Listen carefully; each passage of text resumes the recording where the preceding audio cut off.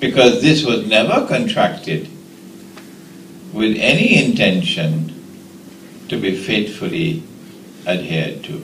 Oh no, this was just dust in their eyes. So Richard Nixon retired to a place called Camp David. They normally do that. And spend the weekend probably drinking whiskey.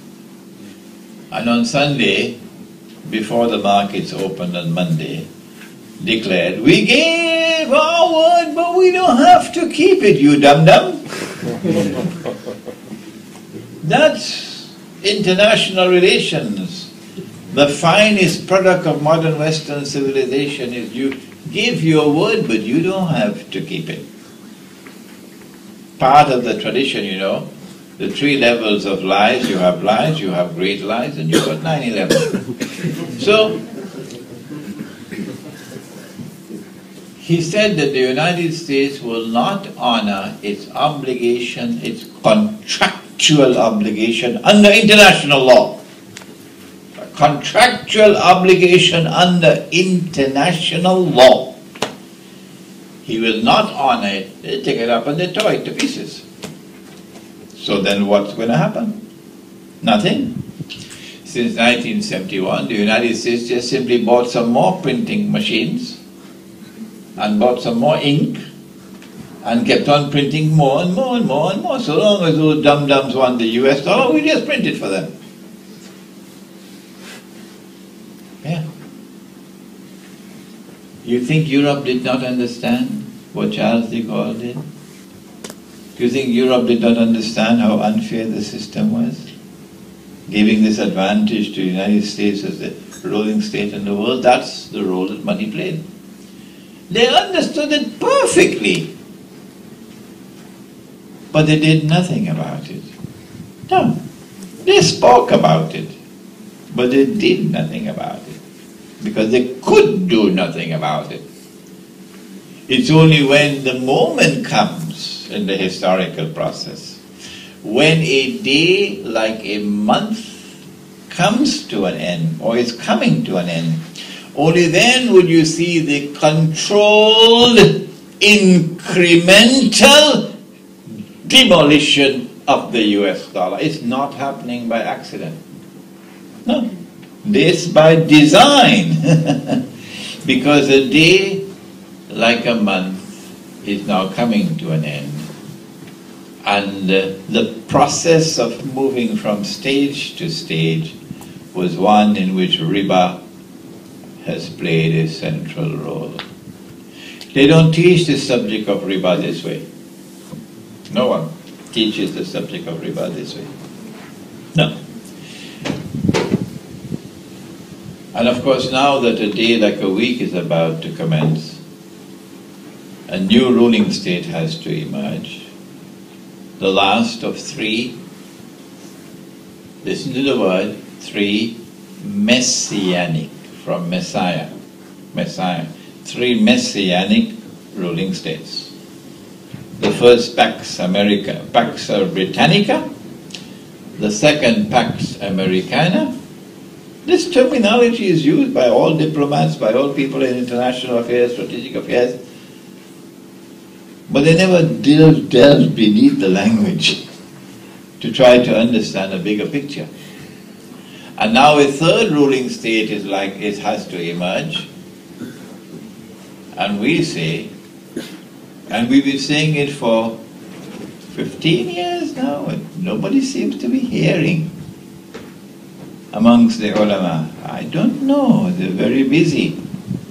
Let it be guarded in my language, because in Perth they scolded me. But hello, you remember? We say it is Pax Judaica. We say it is Pax Judaica that is coming. Is Imran Hosein a prophet? Does he have angels coming and talk to him? Does he have a jinn who is informing him? No, you dum-dum! This is political analysis based on the Qur'an and the Hadith. It is so frustrating They would not do the homework to study this subject, and then they ask, is he a prophet?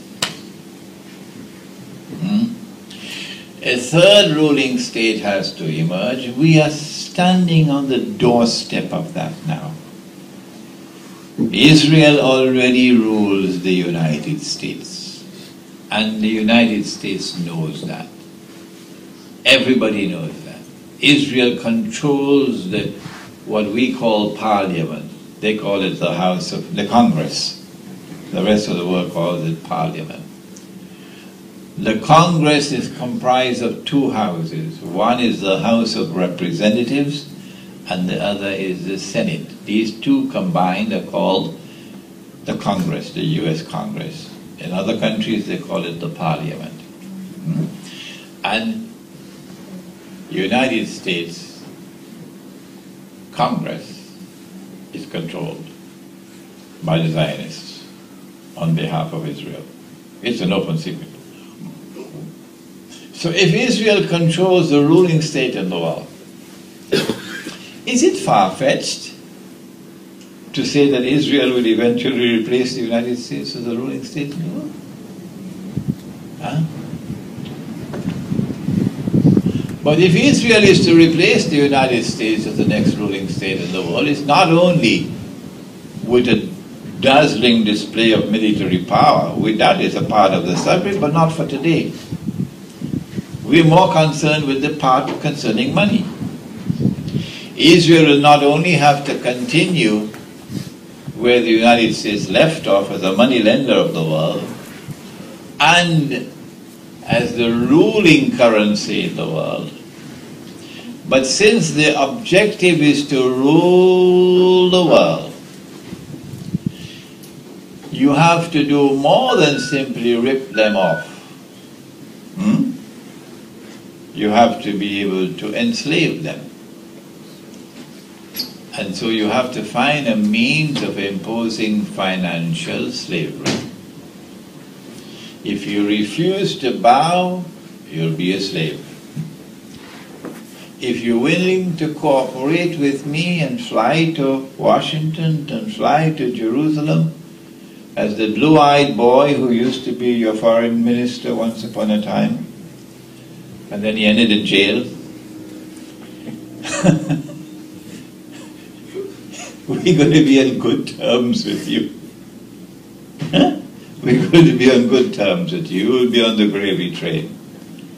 The Prophet said so, that Dajjal will come to a people and they would follow him. And he'd cause the rain to fall, and their crops will grow. And the cattle will come back home in the evening with their humps filled high. The people will prosper. That's why Singapore is prospering. And then the Dajjal will come to another people and they would resist him. And he will stop the rain from falling. And the crops will not grow. And the cattle will come back home in the evening after grazing all day, lean and thin. That's poverty, that's destitution, that's Egypt.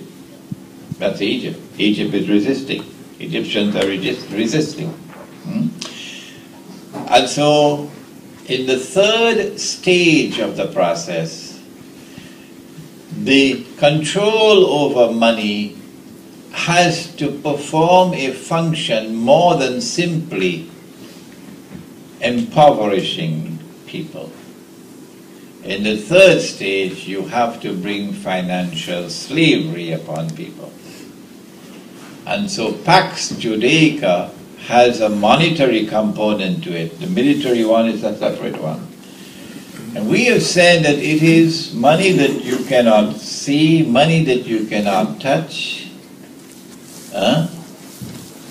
Who is going to accept money that he cannot see? Who is going to accept money that he cannot touch? Except someone who has the intellectual acumen of a donkey. But that's what's coming. It's electronic money, but they have a knack for finding nice words to cover up the poison. So they took the word homosexuality, they gave it a shower, they put some perfume on it, and they transformed it into gay.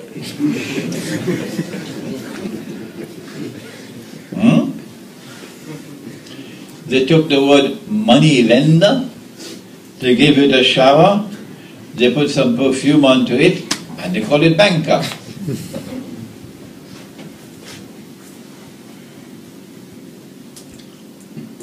And so now, welcome to the cashless world. It sounds nice, sounds exciting. And all those dum-dums are getting hooked onto it. A cashless world. My gosh, this is progress. And so the slaves buy their own slavery. This is the ultimate success of all. Where you give your enemy a piece of rope, you teach him how to tie the knot. You give him a chair, you get him to tie the rope to the bough of the tree. You tell him, stand up there, and you get him to put the rope around his own neck, and then you tell him, step out. And when he steps out and he finds himself now being choking to death, oh my gosh, this is what you did to me? Is that our state today? Is that the state of the scholars of Islam today? How many are they around the world today? How many are there who are ringing the bell, alarm bell? Mankind, O Ummah of Muhammad alaihi salatu wa salam, watch it. This is the ultimate instrument of slavery. Do you know their names amongst the scholars of Islam? It was the farewell pilgrimage. And Nabi Muhammad alayhi salatu wasalam went on Arafah, gave the khutbah. And at the end of the khutbah, Allah subhanahu wa ta'ala sent down revelation. اليوم أكملت لكم دينكم وأتممت عليكم نعمتي ورضيت لكم الإسلام دينا. This day have I perfected for you your deen, completed my favor unto you, and I have ordained for you Islam as your deen. So we thought this was the end, nothing more after this, finish. And now we return to Medina, and there are only about 81 days left in the life of the Prophet alaihi salatu wasalam, and now revelation comes down. Yes, the last revelation was not that one. On the authority of Abdullah ibn Abbas, radiallahu ta'ala anhuma, and recorded in the Sahih of Imam Bukhari, this is the last revelation. يا أيها الذين آمنوا اتقوا الله وذروا ما بقي من الربا إن كنتم مؤمنين. O you who have faith in Allah, fear Allah, and give up what remains of your demand for riba. In kuntum mu'min, if you are indeed a people of faith. فَإِن لَمْ تَفْعَلُوا, and if you don't do it, فَأَذَنُوا بِحَرْبٍ مِّنَ اللَّهِ وَرَسُولِهِ, then take notice of a declaration of war from Allah and His Messenger. This is the harshest language that you'll find in the Qur'an. But most people don't have time for the Qur'an. So sad. And this is the last revelation. Why would Allah choose to send one more revelation after saying the job is finished? Why? It is to provoke you to think, and to give you the mother of all warnings, that here lies the most deadliest poison of all. If this poison were to be injected into the body of the Ummah, you'd be paralyzed.